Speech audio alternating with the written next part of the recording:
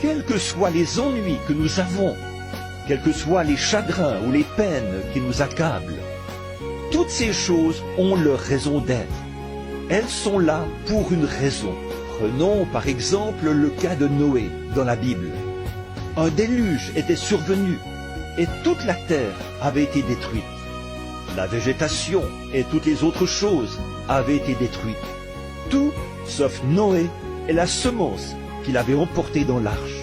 Le dessein de Dieu ne peut jamais connaître l'échec. Rien ne peut y faire échec. Oh, comme nous devrions être heureux aujourd'hui de nous reposer sur cette glorieuse révélation de la parole du Dieu vivant. Rien de ce qui existe maintenant ou de ce qui pourrait survenir, aucune maladie, aucun chagrin, aucune mort, aucun péril, rien ne peut nous séparer du dessein du Dieu vivant. Ce que Dieu a conçu dans sa pensée, ce que Dieu a résolu dans son cœur d'accomplir. Aucun démon, aucune puissance, rien ne pourra jamais disjoindre ce grand plan immortel, le plan éternel de Dieu. Tout doit s'accomplir comme Dieu l'a dit. Alors, nous voyons que dans les jours où le monde entier allait être détruit par le déluge, Dieu avait fait des préparatifs. Des préparatifs dans quel but?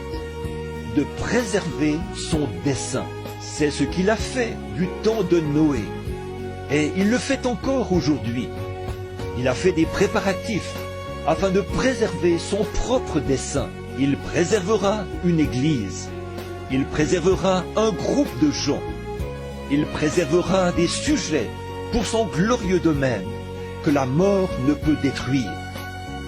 Et nous savons bien que c'est par la foi que nous croyons ceci.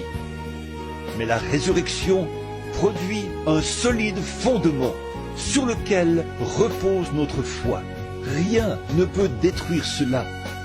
Comme l'a écrit une fois le poète, « Oh, quel avant-goût de la gloire divine, héritier du salut, acquis par Dieu, né de son esprit, lavé dans son sang. » Quelle assurance!